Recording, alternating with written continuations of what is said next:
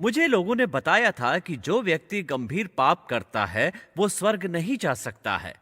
ठीक है, उस व्यक्ति के बारे में जो ईसा मसीह के पास क्रूस पर लटका हुआ था जब ईसा मसीह को क्रूस पर चढ़ाया जा रहा था। इस आदमी के पास उपवास करने या जीवन को सीधे करने के लिए प्रार्थना करने का समय नहीं था, लेकिन ईसा मसीह ने कहा कि इस दिन तुम मेरे साथ स्वर्ग में रहोगे। अब इसका मतलब क्या है? हम आज मसीह में सुरक्षा के बारे में बात कर रहे हैं, इसलिए अगले 30 मिनट के लिए आप जहां हैं वहीं रहें और देखें कि परमेश्वर का शाश्वत सुरक्षा के बारे में क्या कहना है। अब मैं चाहता हूं कि आप मेरी बात ध्यान से सुनें। आप अनुग्रह में हैं, सुरक्षित हैं, और हम इस प्रश्न से निपटने वाले हैं जो लंबे समय से बाहर है और कभी भी उत्तर से संतुष्ट नहीं होते हैं।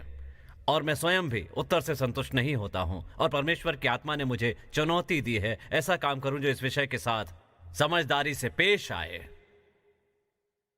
क्योंकि उनके बच्चों को एक ईसाई के रूप में अपना जीवन नहीं जीना है। एक बार सुरक्षित हमेशा सुरक्षित, यह समस्या खत्म हो गई है। यह समस्या कि जब एक आदमी फिर से जन्म लेता है और वो पाप करता है, तो क्या वो अपने मोक्ष को खो सकता है? क्या ऐसा कुछ है जो किसी आदमी के लिए हो सकता है कि वो आदमी सुरक्षित नहीं रह सकता? इसके लिए महान तर्क दिए गए हैं और उनमें से ज्यादातर धर्म के एक समूह से बाहर हो गए हैं। इसलिए आज जो मैं आपको चुनौती दे रहा हूं वो ये है कि एक बाइबल शिक्षक के रूप में आपकी सुरक्षा का जवाब दूंगा और निपटाऊंगा, लेकिन मैं केवल इसके आधार पर निपटाऊंगा कि वचन को क्या कहना है, इसके आधार पर धर्म ग्रंथ को क्या कहना है। मुझे अपने सभी मतों को जाने देना है। मैं आपसे कह रहा हूं कि आप अपने सभी मतों को जाने दें और इस बात पर ध्यान दें कि वचन को क्या कहना है और इस वचन में जो उसे संतुष्ट होना चाहिए। वादा करता हूं इसे सही रूप में विभाजित करूंगा और आप इसे पकड़ लेंगे। हमें यह करना होगा जो करने की आवश्यकता है। क्या आप तैयार हैं? ठीक है, इसे शुरू करते हैं। हम यहाँ क्या जानते हैं? हम जानते हैं कि मनुष्य एक त्रिकोणीय भाग है। मनुष्य एक आत्मा है, उसके पास उसकी आत्मा, मन, इच्छा और भावनाएं हैं। वो एक भौतिक शरीर में रहता है। आप अपना शरीर नहीं हो। मनुष्य एक आत्मा है। जोर से कहो कि मैं एक आत्मा हूं। मेरे पास आत्मा नहीं है, मैं आत्मा हूं। मेरे पास एक आत्मा है और मैं एक भौतिक शरीर में रहता हूं। देखिए, आप अपना शरीर नहीं हैं और आप अपनी आत्मा नहीं है। देखें कि हमने आत्मा और आत्मा शब्द का परस्पर उपयोग किया है जैसे कि वे समान हैं। वो नहीं है। आप एक आत्मा हैं, आपने आत्मा धारण की है। आपकी आत्मा उस मन, इच्छा, भावनाओं, विचारक, स्पर्शक, निर्वाचक को रखती है। ठीक है, आप एक आत्मा हैं, आपने आत्मा धारण की है। आप एक भौतिक शरीर में रहते हैं। जिस दिन आप पैदा हुए उस दिन आपका एक हिस्सा प्रभावित हुआ क्योंकि आप मानते थे कि ईसा मसीह थे। आपकी आत्मा है, ठीक है। आपकी आत्मा को लगातार नया करने की आवश्यकता है। मन को नया करना कोई एक बार की प्रक्रिया नहीं है। मन को नया करना हर दिन की प्रक्रिया है। यह जीवन में एक बार नहीं बल्कि हर दिन करने वाली प्रक्रिया है, जिसमें आपके शरीर को अभी भी उन चीजों को करने की जरूरत होती है। पर तुरंत ही जिस दिन आप फिर से पैदा हुए उसी दिन आपकी आत्मा बदल गई। अब इसके प्रकाश में मैं चाहता हूं कि आप इनमें से कुछ चीजों को लिख लें। मैं चाहता हूं कि आप सुने। मैं अब इसे सीधे करने जा रहा हूं, ठीक है। ये आपको थोड़ा विशरण करने का कारण हो सकता है, लेकिन मैं इसके माध्यम से सीधे जा रहा हूं और बस बना रहूंगा और आप धन्य हो जाएंगे। जब आप फिर से जन्म लेते हैं तो आपकी आत्मा पवित्र और हमेशा के लिए पवित्र और परिपूर्ण हो जाती है। जब आप फिर से जन्म लेते हैं तो आपका हिस्सा जो वापस पैदा हुआ वो आपकी आत्मा थी। आपकी आत्मा पवित्र थी। इसका अर्थ है कि सांसारिक चीजों से अलग होना।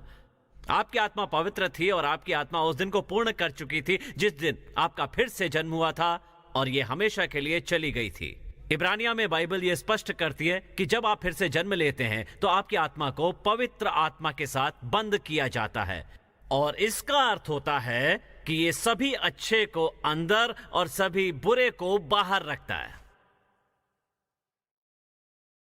जब आप फिर से जन्म लेते हैं तो आपकी आत्मा हमेशा के लिए पवित्र और परिपूर्ण हो जाती है, और तब से आप अपनी खुद की अच्छाई से सुरक्षित नहीं रह रहे हैं। कितने लोग जानते हैं आप अपनी अच्छाई के कारण सुरक्षित नहीं रह पाए? आप इससे सहमत हैं? आप इसलिए सुरक्षित नहीं रह पाए क्योंकि आप अच्छे थे? आप अपनी भलाई के कारण सुरक्षित नहीं रह पाए। अब उस समय से आप अपनी भलाई से नहीं सुरक्षित रहते हैं, तो आपकी अच्छाई की कमी आपको सुरक्षित नहीं रख सकती। आप अच्छाई से सुरक्षित रह सके? क्या आपकी अच्छाई का आपकी आत्मा के साथ फिर से जन्म लेने से कोई लेना देना है? तो आप अपनी अच्छाई से सुरक्षित नहीं रह सकते हैं, तो आपकी अच्छाई की कमी आपको सुरक्षित नहीं रख सकती।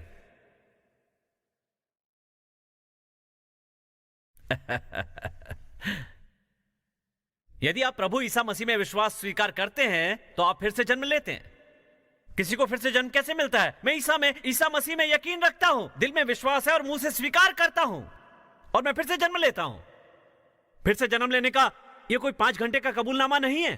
परमेश्वर, मुझे विश्वास है आप फिर से पैदा हुए हो। आप फिर से पैदा हुए हो। यदि आप मानते हो परमेश्वर ईसा मसीह को, तो आप फिर से जन्म लेते हो। इसलिए तब से विश्वास ही मुद्दा है। तो क्या पाप के कारण लोग नरक में जाते हैं? लोग आखिरकार नरक में क्यों पहुंचते हैं? ईसा मसीह को अस्वीकार करने के लिए सही है, ईसा मसीह में विश्वास नहीं करने के लिए। इसलिए जब विश्वास मुद्दा है, पाप आपको अपने मोक्ष को खोने नहीं देता है। आस्था ही मुद्दा है। पाप के कारण आप अपने मोक्ष को खो नहीं सकते हैं। ईसा मसीह को अस्वीकार करने से लोग नरक में जाते हैं। पाप आपके मोक्ष को खोने का कारण नहीं बनता है। पाप आपके मोक्ष को खोने का कारण नहीं बनता है। पाप आपके मोक्ष को खोने का कारण नहीं बनता है। अब मैं किसी भी तरह से यह कोशिश नहीं कर रहा हूं इस संदेश में आपसे कहने की कि और पाप करना, क्योंकि मैं कहने वाला हूं कि आप कैसे कह सकते हैं। देखिए, जब आप फिर से जन्म लेते हैं तो आप मान लेते हैं कि पाप फिर से जारी है। हम नहीं समझते कि जब एक बार फिर से जन्म लेते हैं तो उस पाप प्रकृति को खो देते हैं। पाप ये नहीं करने जा सकता जो वो किया करता था जब आप पाप प्रकृति के थे। इसलिए ये मान लेना बंद कर दीजिए कि अब मैं पैदा हुआ हूं, फिर से मैं पाप करने वाला हूं। और ये सुनकर पादरी डॉलर ये कहता है, ओ अब मैं पाप में अधिक जा रहा हूं। आप चीजों को नहीं करना चाहते। अब देखिए कि आप ईसा मसीह में एक नई रचना है। जो चीजें आप करते थे वो आप नहीं करना चाहते। आप उसके लिए अब बिल्कुल नहीं बने हैं। ठीक है? अब कोई ये कह सकता है, मेरा मानना है कि यदि आप पादरी डॉलर, अगर आप पाप करते हैं तो आप अपना मोक्ष खो देते हैं। अब ज्यादातर लोगों के लिए यह कहना है कि मैं मानता हूं कि यदि आप बड़े पाप करते हैं तो मेरा मानना है आप अपना मोक्ष खो देंगे, क्योंकि मैं दिखा सकता हूं, मैं यहां हर किसी को दिखा सकता हूं, हर कोई जो यहां पर है।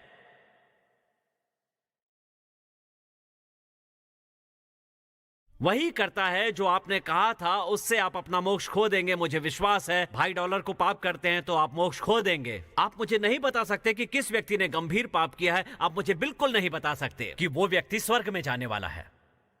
आप मुझे नहीं बता सकते कि क्या उन्होंने गंभीर पाप किया है जो वे स्वर्ग जाने वाले हैं। आपको याद है वो लड़का जो ईसा मसीह के दाहिने था जब यीशु सूली पर चढ़े थे? आपको पता है वो वहां पर क्यों था?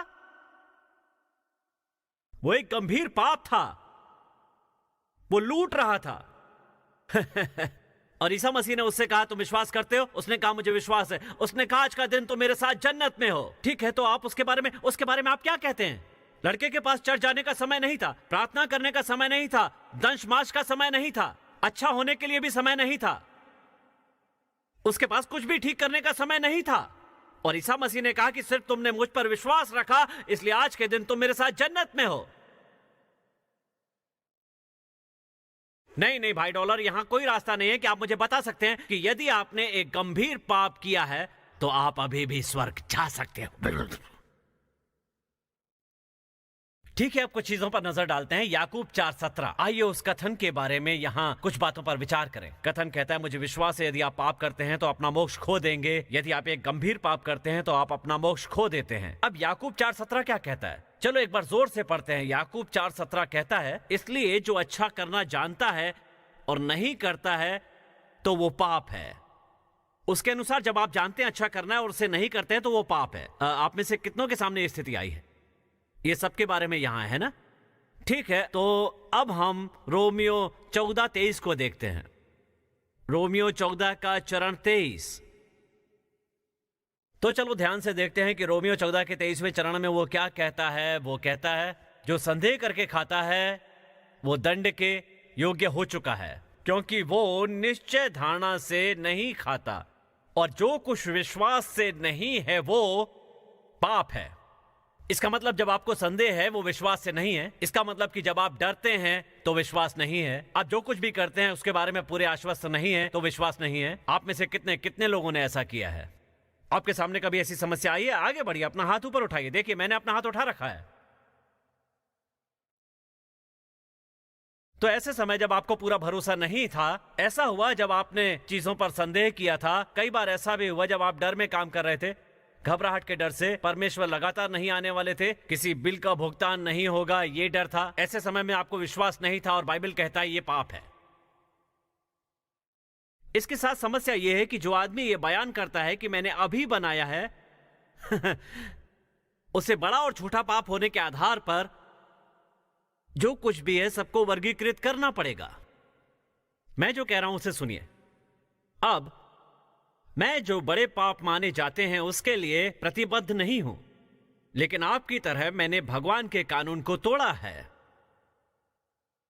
हां, मैंने भगवान के कानून को तोड़ा है। रोमियो 4:23 या याकूब 4:17, मैंने परमेश्वर के नियम को तोड़ा है। शायद ये एक दृष्टिकोण का मुद्दा था, या जिस तरह मैंने किसी से बात की थी, या फिर जिस तरह से मैंने किसी से बात नहीं की थी, मैंने परमेश्वर के कानून को तोड़ा है। तो इस बारे में बाइबल का क्या कहना है? याकूब अध्याय 2 और चरण 10। याकूब अध्याय 2 और चरण 10 में उन्होंने कहा है, जो भी सारी व्यवस्थाओं का पालन करता है परंतु एक ही बात में चूक जाता है तो वो सब बातों में दोषी ठहराया जाता है। यदि वो एक ही बिंदु पर नाराज है तो आप इसके लिए दोषी हैं। तो कानून एक कांच की प्लेट की तरह है। तो जब मैं एक छोटा लड़का था, हम अंदर नीचे बीबी बंदूक की शूटिंग कर रहे थे और मैं बॉक्स पर निशाना लगा रहा था और हमने बॉक्स को कांच के स्लाइडिंग दरवाजे के सामने रखा था। तो मेरा निशाना चूक गया और ग्लास टूट गया। देखिए, मैं चाहता हूं कि आप समझ लें कि कानून ठीक उसी गिलास की तरह है। चाहे वो बीबी हो जो खिड़की से निकला हो या लोहे की बड़ी कुर्सी जो खिड़की से होकर गुजरी हो, कांच टूटता है। आकार से कोई फर्क नहीं पड़ता। क्यों? क्योंकि कांच को जोड़ा नहीं जा सकता। अब बचपन में नादानी की वजह से मैंने उसे जोड़ने की कोशिश की और भूरे रंग के एक मास्किंग टेप से उसे ढक दिया। हाँ, आकार से कोई फर्क नहीं पड़ता क्योंकि कांच को जोड़ा नहीं जा सकता। अगर वो टूट गया है तो उसे बदलना पड़ेगा। जो टूट गया है उसे बदलना पड़ेगा। तो आप उल्लंघन कर रहे हैं एक छोटी सी आज्ञा का। एक बीबी पूरी आज्ञा का उल्लंघन कर रही है। आप एक पूरी बात तोड़ने के लिए दोषी हैं। कोई फर्क नहीं पड़ता वो बड़ा छेद है या बीबी छेद है। जो टूट गया है उसे बदलना ही पड़ेगा। आप समझ रहे हैं मैं क्या कह रहा हूं? मैं आप लोगों से सिर्फ इतना ही कहना चाहता हूं कि बाइबल बड़े पाप या छोटे पाप की बात नहीं करता है। पाप सबके लिए वही होता है, पाप। तो जो लोग कहते हैं आपको पवित्र होना होगा भाई डॉलर, आप अपने जीवन में पाप नहीं कर सकते हैं फिर भी सोच सकते हैं कि आप सुरक्षित हैं। जो लोग कहते हैं ये कहने के लिए कि उन्हें अब ये कहने के लिए बड़े पाप और छोटे पाप में वर्गीकृत करना होगा, आपको पवित्र होना है। आप और पाप नहीं कर सकते। आपको पवित्र होना है और आप अपने जीवन में पाप नहीं कर सकते हैं। आप सुरक्षित हैं, इसलिए ये नहीं सोच सकते कि आप हमेशा सुरक्षित ही रहेंगे। यदि ऐसा है तो ये ग्रह पर हर किसी के लिए है। अब मैं आपको एक उदाहरण देता हूं। आइए एक बड़ा पाप करें, व्यभिचार। चलिए अब हम एक छोटा सा पाप करते हैं, तेजी से भागने का। देखा ना, आप लोग इस पर हंस रहे हैं, लेकिन रोमियो अध्याय 13 चरण 1 और 7 में कहा गया है और हमें जमीन के कानून रखने के लिए जिम्मेदार ठहराते हैं। जब आप जमीन के कानून नहीं रखते हैं तो अगर आप सीमा 55 है और आपको 56 मिला है, आपने कानून तोड़ा है और आपने परमेश्वर की आंखों के सामने पाप किया है। परमेश्वर की नजर में आप पापी हैं।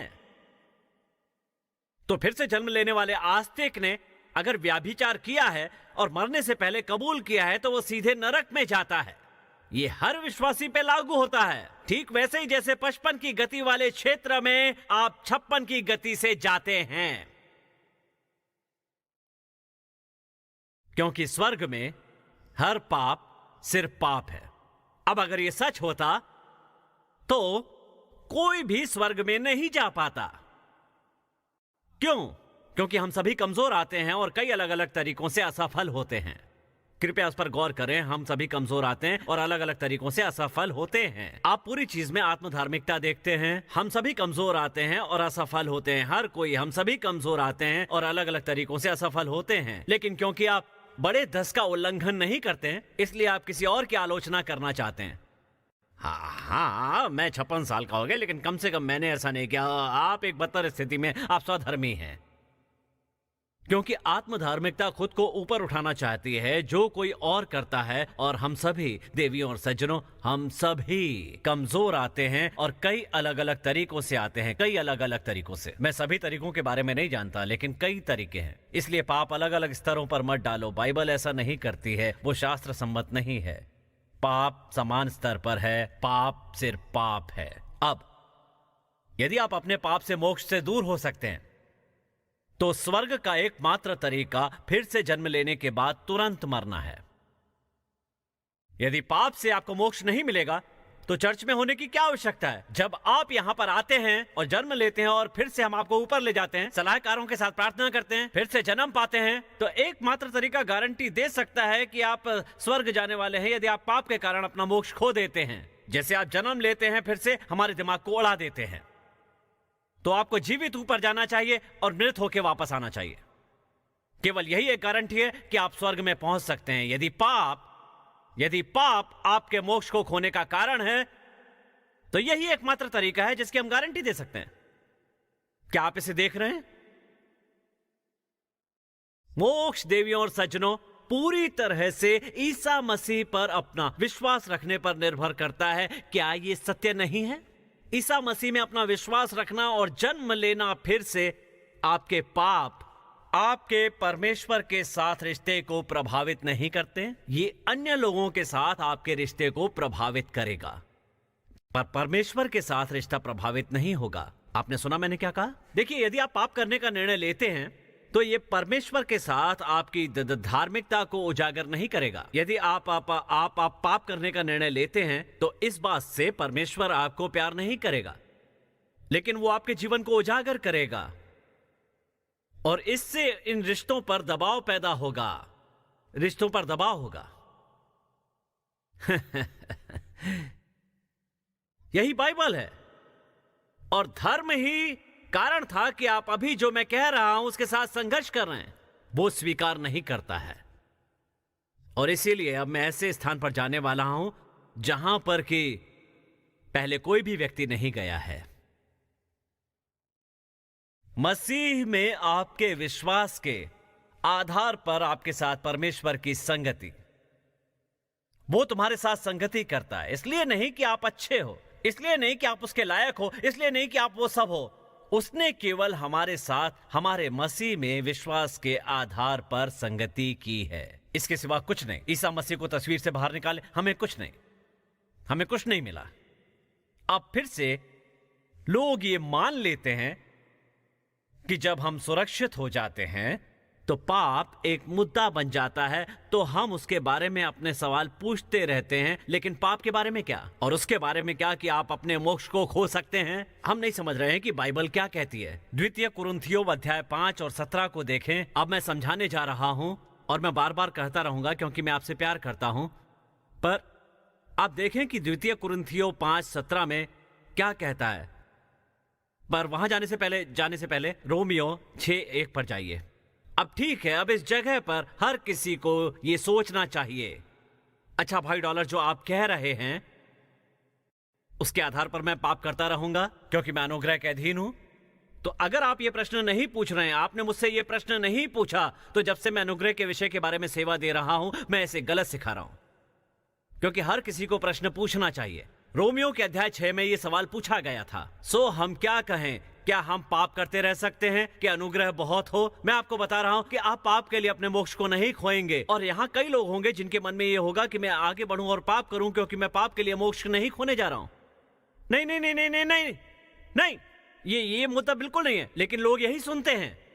आपने कहा कि पाप से मुझे अपनी मुक्ति नहीं मिलेगी। अच्छा है, जब तक मैं अपना मोक्ष नहीं खो सकता, मैं भी साथ साथ चल सकता हूं। नहीं नहीं नहीं, आप इसे इस तरह से ना लें। उन्होंने यही सवाल पूछा, सो हम क्या कहें? क्या हम पाप करते रहें कि अनुग्रह बहुत हो? तो उन्हें क्या उत्तर मिला? चरण दो। परमेश्वर क्या? ठीक है, तो अब अगले शब्दों को देखिए। उसने कहा परमेश्वर ना करे, और इनका मतलब, इन 3 शब्दों का मतलब क्या होता है? हम कैसे होंगे? क्या आपने देखा? पॉल कह रहे थे नहीं, परमेश्वर ना करे, और फिर उसने कहा यह कैसे संभव है? यह कैसे संभव है? यह कैसे संभव है कि आप पाप की उस स्थिति में सब कुछ जारी रख सकते हैं जब आपने ऐसा करने की क्षमता खो दी है? अब यहां आपको जानने की आवश्यकता है कि जब आप दुनिया में पैदा हुए, इस दुनिया में जब आप पैदा हुए तो एक पापी बनकर पैदा हुए थे। आपको पापी क्या बनाता है? क्या पाप आपको पापी बनाता है, या पाप करने की प्रकृति पापी बनाती है? देखिए क्या है जो एक घुड़दौड़ के घोड़े को घुड़दौड़ का घोड़ा बनाती है, एक खच्चर को खच्चर क्या बनाता है? उसका स्वभाव। तो जब आप खच्चर लेते हैं तो एक खच्चर के स्वभाव के साथ लेते हैं। उसे घुड़दौड़ के घोड़े की तरह ब्लॉक के पीछे खड़ा करके गोली चलाइए तो क्या वो घोड़े की तरह दौड़ेगा? नहीं, वो खच्चर है। हम पाप की प्रकृति के साथ पैदा हुए थे। पाप की जड़, पाप की प्रकृति, पाप की जड़ देवियों और सज्जनों, और पाप की जड़ पाप का ही फल पैदा करती है। उस फल या फिर उस क्रिया को उत्पन्न करने वाली जड़ के बिना पाप करना संभव नहीं है। यह रिएक्शन है जिसका हर कोई अनुसरण करता है। तो पाप की प्रकृति के बिना आप फल कैसे पैदा कर सकते हैं जब आपके पास फल पैदा करने वाली जड़ नहीं है? तो सवाल यह है कि क्या हमारे पास वही समान जड़ है? खैर, 2 कोरिन्थियस अध्याय 5 चरण 17 को देखें। पॉल कहते हैं कि पाप करते रहें क्योंकि अनुग्रह बहुत है। आप कैसे कह सकते हैं? अब आपके पास उपकरण तो है नहीं। तो ठीक है, यदि कोई मसीह में है तो आप में से कितने लोग पुनः पैदा हुए हैं और मसीह में हैं? ठीक है, जोर से कहिए मैं मसीह में हूं। जोर से कहिए मैं हूं। इसलिए अगर कोई आदमी मसीह में है, वो क्या है? जोर से कहिए मैं नया सृजन हूं, मैं एक नया प्राणी हूं, मैं एक नया सिक्का हूं जो पहले कभी भी नहीं था।